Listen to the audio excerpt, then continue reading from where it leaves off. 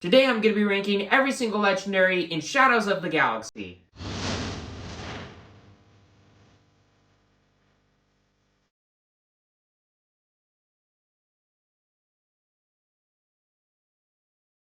Hello and welcome to the table. I'm going to be going from the bottom up, the worst legendaries to the best legendaries. Cards that are going to be further on the right are going to be the worst in the tier. So with all that aside, let's get right into it, starting things off with the very bottom of F tier, Endless Legions. This card sucks. I'm sorry, this card just sucks. It's 14 resources. It's 14 resources. It's 14 resources. You're never playing this card. And I don't know. I'm not a fan of this card. I don't think it's very good. Similarly, in that sense, I got Finalizer. Here's the thing about Finalizer. It's a good card. It's a powerful card. It's got powerful effects. Don't get me wrong. But there are cards that, at a cheaper cost, I think just do more for you. I mean, in the last set, there were plenty of very expensive space units out there. Devastator, Avenger, to name a couple. And honestly, I think both of those are better than Finalizer. Because while I think that Devastator might not be as good as Finalizer, I feel like just being one less resource makes it just enough better to where it's better than Finalizer. And I feel like Avenger is just so much better than Finalizer, both in the card effect and the cost. I mean, it's 2 less resources for a way better effect, and on a pretty similar body. So, I don't know. I feel like Finalizer is just probably the worst of the expensive space units, which is unfortunate because it's a very cool looking card, but I don't think it really deserves to be too much higher on this list because there are just other cards that just do it better. But then, getting into D tier, or as it's been renamed to sideboard tier, I got 2 cards.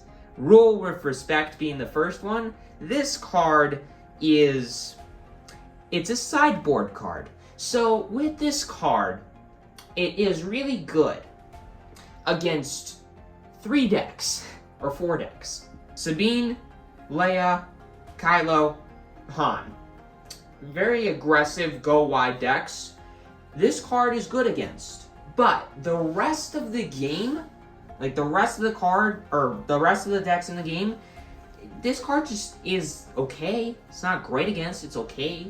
But, I don't know, it's not very powerful. It's not very powerful, and with the current meta going into the new meta with this set, with Shadows of the Galaxy, I feel like a lot of the decks are going to be a little bit slower, going to set up a little bit more, making this card a lot worse because go wide decks aren't going to be nearly as popular, but it's still a fine sideboard card for decks who have like room for it. But beyond that, I just don't think it's great. But speaking of sideboard cards, Second Chance. The thing with Second Chance is that this card just is bad. This card's just bad. I mean, it's good, but it's not great. If it's set attached to a leader unit, I like it a lot more. But the thing with Second Chance is that it's 4 resources, it's double blue, and you gotta put it on a non-leader unit, and when that said unit dies, you get to play it for free from your discard pile. So basically, it gives a unit a second chance, but it's not your leader. And there are going to be very few units in your deck that are going to be that much more important than your leader, to where you want to have a card in your deck specifically for bringing that said unit back. And again, being a double blue, unless you're playing a double blue deck, this will cost 6 resources, which at that point is just not worth it at all. And I mean, in sideboards, against the right mirror or whatever, and I don't know. I feel like this card is an okay sideboard card for an okay, I don't know. I don't think this card's very good. Honestly, it could be, there's an argument for it being below Rule of Respect, but I think because its effect is better and it's going to be better a lot more often, I think it deserves a spot above Rule with Respect. Sorry, but I don't know. Leave a comment down below if you don't agree. But then getting into C tier, I got 2 cards right off the bat that people are probably not going to agree with. The first one being Dryden Voss, I personally am not a fan of this card. I don't think this card's very good. It's 7 resources for a 5/7 shielded, which is not great by any means, especially on a legendary body. And I mean, its effect is powerful, and it allows you to take a captured card and play it for free, which is powerful, don't get me wrong, but I don't think there are going to be a ton of cards that capture things that are going to really be playable and constructed. So it's okay a lot of the time, really good the other half of the time. So I just don't think it really deserves a higher place because it's just very iffy. It's very iffy, and I feel like it's not going to be good that often. So, I don't know. That's just me. But then the other one, a lot of people like this card. I don't think it's very good at all. DJ. It's a 3 resource 3/5.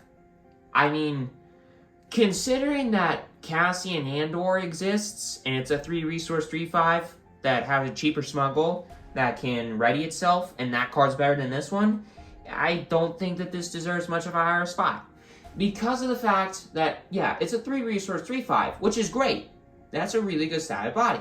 But, beyond that, it doesn't really do much. It has a smuggle cost that is incredibly expensive that allows you to take control of one of your opponent's resources so long as you have this guy out, which is a powerful effect, don't get me wrong, but I feel like it's a bit too expensive for what you get. And it's yeah, I don't know. I don't think it's very good. I feel like other 3 resource 3/5s, like Boba Fett from the last set, way better. Even Andor from this set, I feel like is way better than this one, which is unfortunate, but I just feel like that's the truth. But then, getting into the next card, I got Mando, the Mandalorian. It's a worse Obi-Wan, unfortunately. It's a 6 resource 5/6 Sentinel, which is really good, don't get me wrong. I mean, Obi-Wan has those same stats, but this card says, when played, you choose a unit that costs you or less, you heal all damage from it, and you give it 2 shield tokens, which is really powerful.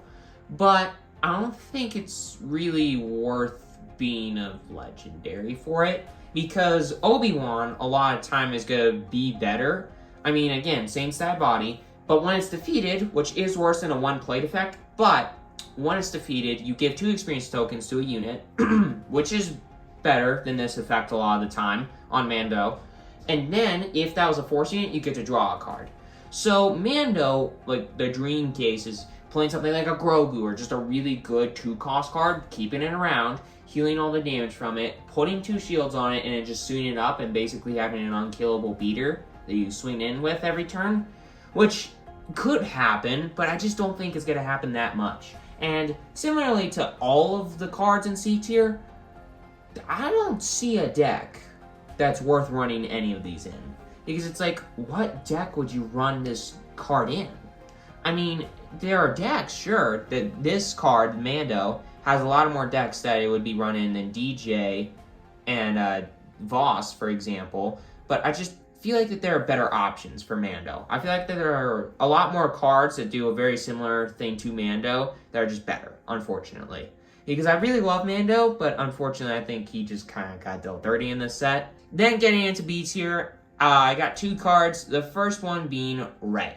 This card is really good. It's a 4 resource, or sorry, it'd be busted if it was a 4 resource. It's a 5 resource 4/7, which is a really solid body, actually.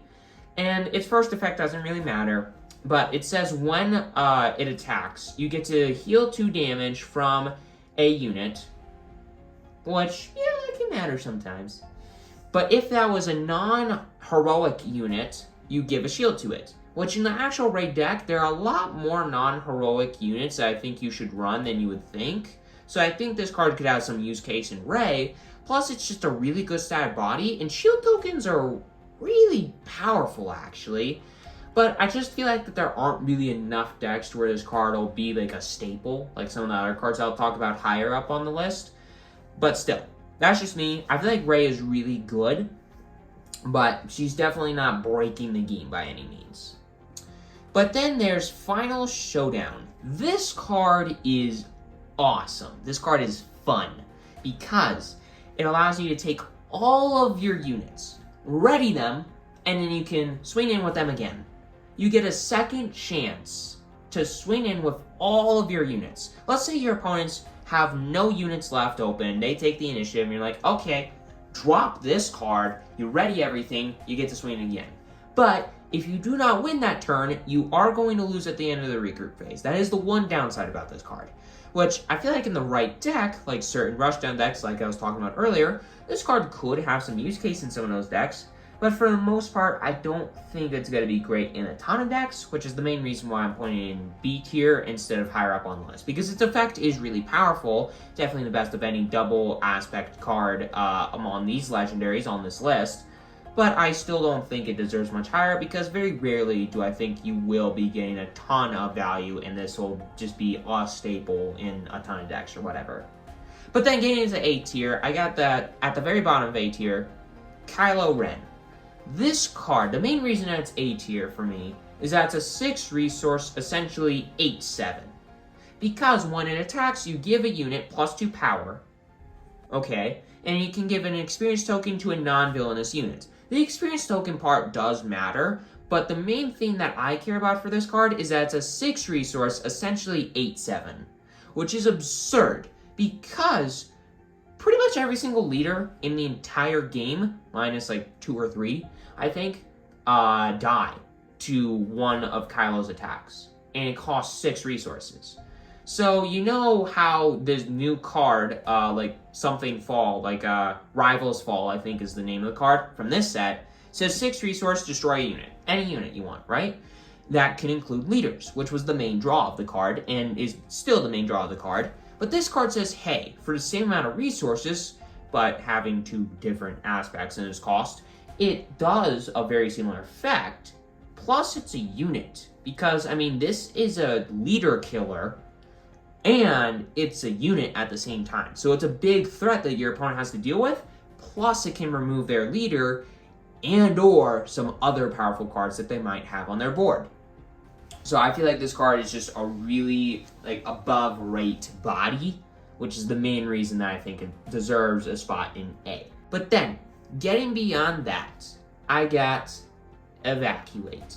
This card I love because, I mean, it's not Super Laser Blast. Yes, so Super Laser Blast, if you don't know, is an 8 resource event from the first set. It was blue and black, and it said destroy all units. That included leaders, which is a super big draw of the card because it's like, hey, this is just a complete board wipe. This is amazing. But Evacuate doesn't bounce leaders, but it bounces everything else for 6 resources, and it only requires that you have 1 aspect to play it without having to pay any additional costs. So it's basically, it doesn't destroy everything, but it basically is a soft reset of the game, which is really good in decks that want to set up more. Like Ray, for example, and a lot of decks in the set actually are just taking their time, setting things up, getting like this kind of machine built. But if your opponent's going a little too quick or they're getting a little bit too big of a board state, you can play this card and set it back and just say, hey, let's rebuild. We'll revisit that nonsense here in a little bit. So I don't know. I feel like this card is just, it's not the best card in the set by any means, but it's definitely a lot better than I think people are giving it credit for. But then, another card, a lot of you probably won't think that it deserves this spot, but I feel like Kylo's TIE Silencer deserves this spot in A tier. This card is awesome. This card's just awesome. I love this card. It's a 2 resource 3/2 space unit with 0 downsides, which in the last set was unheard of. In this set, there are 2 resource 3/2 space units, but every single one of them has a huge downside, or at least a downside. This card has 0 downside, plus in the Kylo Ren deck, it has amazing upsides. So this is an amazing aggressive card, and in the Kylo Ren deck, if you don't run this, you're a crazy person, because the amount of extra value and damage and all of those kinds of words you can get out of this card for simply 2 resources. Like, what the heck? This card's awesome. This card's insane. This card's insane. So yeah, I don't know. That's just me. I think this card's awesome. Finishing out A tier, I got the last control card, the Darksaber. This card's insane because you can ignore its aspect penalty if you're playing it on a Mandalorian unit. So, like, any deck where your leader is like a Mandalorian, for example, like Sabine, you don't have to run green because you can run this card and it'll still cost 4 resources. That alone is kind of like, okay, this is a 4 resource plus 4 plus 3 buff. It's like a Sabine or something. That can give Sabine a ton of extra power. But there's more. When the attached unit attacks, you give an experience token to each Mandalorian unit. So you if you're playing this in a Sabine deck, for example, you buff Sabine, and then in the Sabine deck, there are a lot of Mandalorian units that you're going to be playing, and this card's like, okay, let's buff them up more. And it's just like, oh my god, this card does so much damage, and it has very little downside. Because, I mean, if you're playing it on a Mandalorian unit, it has 0 downside. And if you're not, it might have some downside part of the time, but a lot of the time, this card's just gonna do so much work, and it's just unbelievable. It's unbelievable. There are 3 cards that do more, that are just better. The cards that are S tier, just staples, and are gonna be run in so many decks, it's not even funny. The first one being Crate Dragon. This card is amazing. This is a 9 resource 10/10 overwhelm. That already is awesome. But when your opponent plays a card, they take an amount of damage equal to the amount of resources they spent to play it? What? So this card just ends the game. Your opponent wants to kill us, okay, they're going to take a ton of damage and set them back, and you're going to have quite a bit of tempo or something. I mean, it's just, I love this card. I love this card. This card's amazing. But above that is Snoke. Supreme Leader Snoke. This card is insane. It's an 8 resource 6/6 body. It says each enemy non-leader unit gets -2/-2. That is the draw. That is the appeal. Because, for example, you're playing a control deck, your opponent's playing an aggro deck, and you play this. You put this on the board. Well, your opponent playing the aggro deck just kind of cries, and they fall over and die. Because this card just completely shuts out go wide aggro decks. It's just like all their board states are going to get shrunk and or killed. And even against non-go wide aggro decks, giving all your opponent's things a -2/-2 debuff is absurd. I mean, what? But the best legendary, the best card in the set, easily, is Poe Dameron. This card is insane. This card is absurd. It is 5 resources for a 6/6. That already is great. I mean, you compare that to Snoke, 8 resources for a 6/6, 5 resources for a 6/6. This card is already better in that sense alone, basically, because it's just way above rate. But then, you add on the rest of it. When it attacks, you can discard up to 3 cards and choose up to 3 of the following options, depending on how many cards you discard. Making your opponent discard a card, destroying an upgrade, dealing 2 damage to a unit or base. That's just insane. This card is just amazingly overstated in very, very, very, very easily the best legendary in this entire set. But with all that aside, do you agree with me? Do you think there are any legendaries that should be placed higher or lower on this list? Leave a comment down below. But again, with all that aside, make sure to hit that subscribe button, hit that like button. It's completely free, you won't regret it. And enjoy, everybody.